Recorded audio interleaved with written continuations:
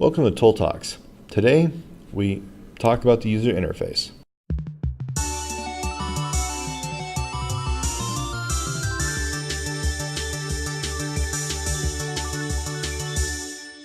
So the user interface is vital for all games. Usually before the game itself starts, the user will have to enter some information, options, choices, etc. And this is going to be done through the user interface. Once the game is being played, the user interface will be vital for displaying important information to the user and basically acting as a heads-up display. So today we're going to talk about the basics of the UI system in Unity 5, and then we'll talk about some more advanced options in the preceding videos. So today we start using the UI. Now, I've already created a project, so we're going to go through this kind of slowly. I want you to create a new project. It can be 3D or 2D, it's up to you. And after you create it, we'll continue. Ignore this for a moment. One thing we're going to do is we're going to make a scene folder right away. So we're going to have underneath our assets, we're going to have a scene folder and a UI script folder. The scene folder will store our current scene, which we'll call UI test or whatever you want. And underneath our UI script, we're going to create a C# script.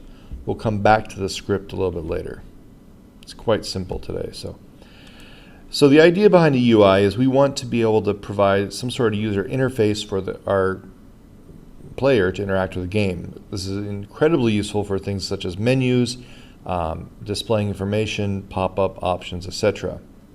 So right now I'll give you the end result. I know obviously you don't have this right now. If I run this, this is an image, we'll talk about it. This is a button. If I look at my console here, I click the button, you'll see the button has been pressed. This is just a text label. If it's a toggle button, I deselect it, it says the value is false. I select it, the value is true. This is a slider button. As I slide it, you'll see that the floating point values change from 0 to 1. This is a text. I have two different events. We'll talk about this. As I'm typing, you'll see that the current string is, and it builds the string. Once I hit enter, it says the finished string is Brad, and we'll see what's happened here. These are two different events. I have the drop-down value, so if I select it, it'll return the index of the option I've selected. Remember, the index starts at 0, so the second one is going to have index of 1. The first will have index of 0. These toggle buttons I need to fix, but these toggle buttons are simply in a group, so I can only select one of them at a time. I can't select multiple, so this is more like a radio button than it would be a toggle button. So this is kind of the overview of what we're trying to do today. So let's get rid of that. So first thing we're going to do is just right click and go, or go to game object rather, and go down to UI, and we're going to make a canvas. You could make a panel, but just make a canvas. You're not going to have the panel right now. We'll come back to this. When you make the canvas, you're going to have a canvas object, which was just going to be a frame, and you're going to have an event system. The event system is very important. If you accidentally delete the event system, or for some reason the event system doesn't come along with you, or you remove it when you go to a different scene by accident, none of your UI elements will work.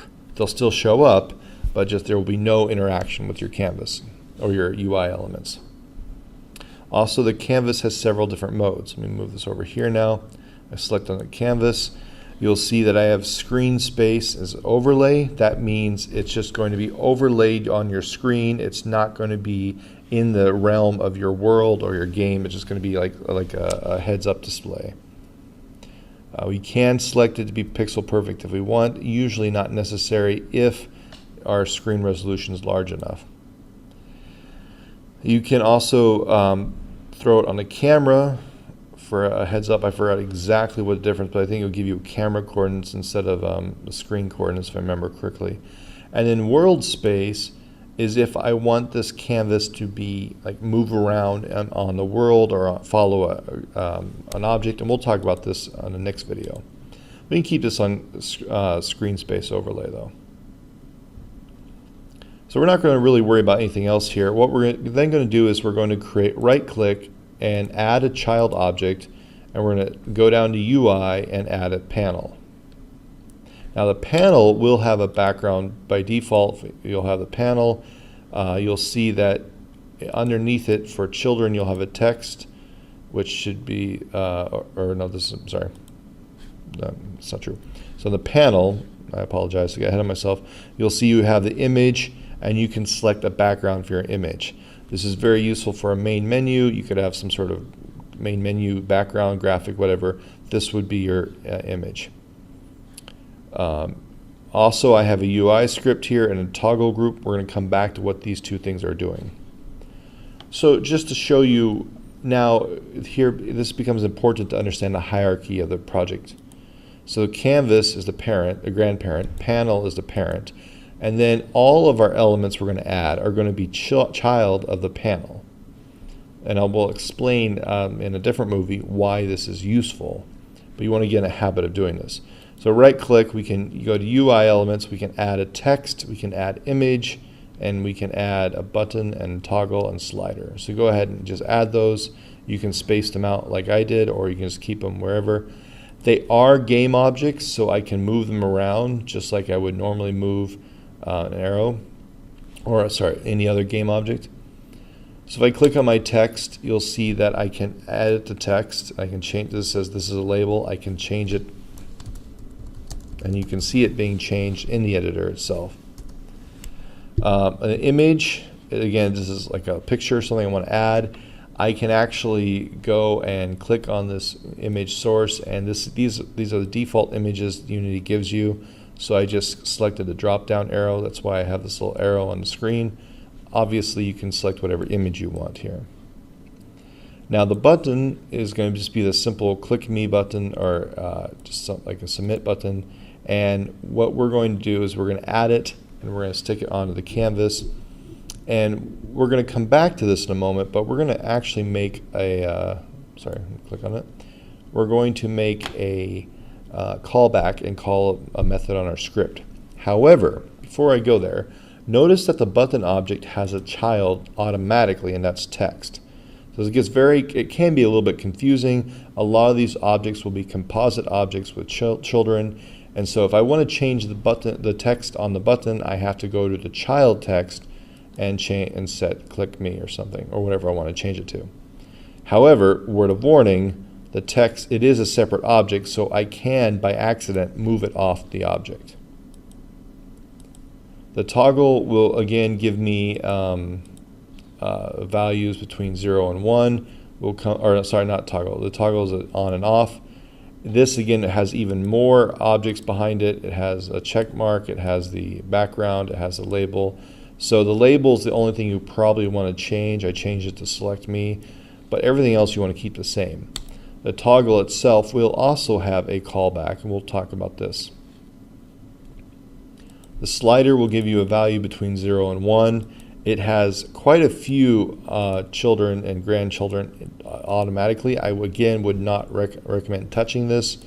We'll just assume that the slider, we'll just deal with the highest level object, the slider itself. Input fields are like a text. If you right click on the panel and go to UI and say input field, this is like a text box. Again, you can change whatever the text here says enter text. You can change this to be whatever you want it to be, like placeholder. This is the placeholder text. So you can change this to enter name, enter class, whatever. And the text itself is actually the value that the user has entered. And the final one we'll talk about is a drop-down. And a drop-down will provide you a list of 3 choices. I think I changed it to easy, medium, and hard. But you can add and remove choices, so you get a list of choices. The drop-down list will only give you an integer of the index of which choice you've chosen. So the first one starts at 0, so the first choice is 0. The second choice is 1. Third choice is 2. If there was a fourth choice, it would be 3, and so forth and so on. So after you've added, don't worry about these toggle buttons. We'll come back to what's happening here. After we've added this, let's make a new script. Again, underneath the UI script, we'll make a UI script. And what we're going to do is we're going to tie these UI elements back to our script. So notice that the button just has on click and there's no parameters here.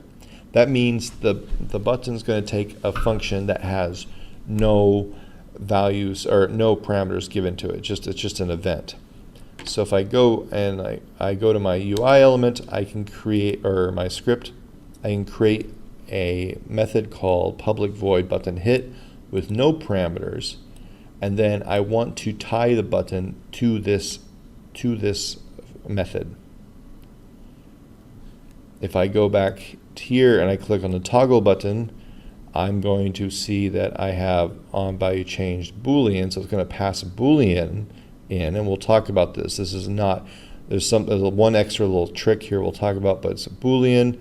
So we go back to our code, we'll see public void checkbox, and I have a parameter with a Boolean is check. The name of my method does not matter, as you'll see in a moment, but now that I have this Boolean value check is check, I can see when it changes, I can see whether or not it's true or false. Likewise, if I go back to my Unity, the slider will actually, it says single, it's actually a float. I'm not sure, but it'll take a floating parameter. So once again, I have slider change and the parameter is float num. I just print out the number. On the input box, or the input field, I have two events. I have on value changed, and that passes in a string. This is as I'm changing the string. This is as I'm typing. And then on end edit, it passes in a string. This is when I hit enter. That's why we had two different events for this one. If I go back to my code, I have string edit, string E, and string finish, string E, and then on string edit, I say the current string is, and type it out. And on string finish, I say the finish string is E, whatever is passed in. And again, this will be what happens when I hit enter. Again, if I go to my drop-down box, you'll see that on value changed has a int 32. So I look at my, I make a public void drop change, and I pass in int choice as a parameter, and I just print out what choice that is. Again, it's going to give me the index of the choice I've made. So now that we have this script, and again, you can pause it if I'm going too fast, by all means. I feel like it's fairly self-explanatory, but I want to show you one more trick before I just let you go with it. Once we have this script, we can save it. Now we need to put it somewhere. You can simply make a empty game object. I usually like putting it on the panel that controls all the UI elements. So all the UI elements will point back to the same script on the panel. You don't have to do this by any means. You could have separate scripts on each UI element. You could have an empty game object. It's however you want to design it. But for sake of tutorial, I'm going to select the panel, and I'm going to add the UI script. Now, once I add the UI script, I'm going to click on, say, button, and I'm going to select right here. I can select the panel. So here's my panel, and then I can set what function I want to call when I click the button. So I have to select which component on panel I want to call, and it's UI script. And then I'm going to say button hit. So now when there's an on-click event for the button, it will call the panel UI component UI script and call button hit.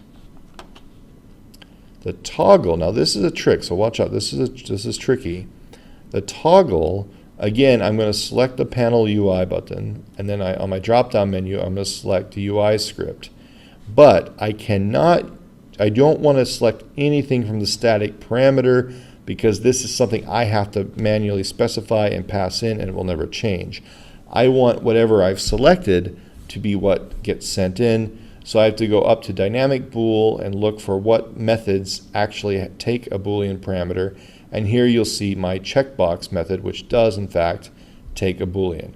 It's very tempting to accidentally select this checkbox, but if I do this, see here, this is whether or not it's been selected, and whatever I've selected, whether this is selected true or false, that's what will be passed in, not what I've clicked.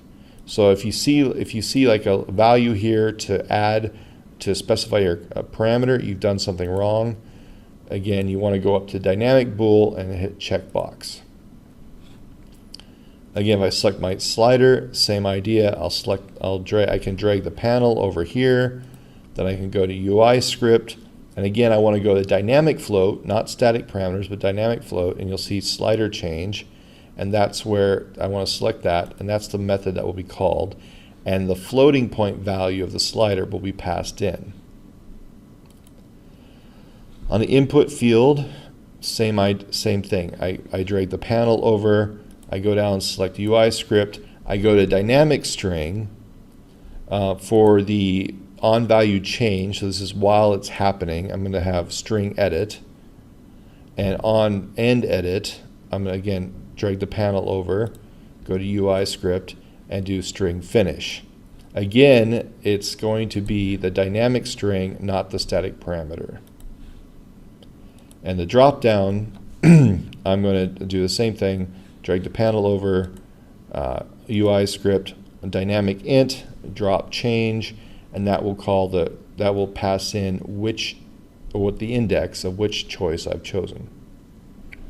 So you've already seen that work. I'll run it one more time before the video ends. The last thing I want to talk about is toggle buttons or radio buttons do not have to be exclusive.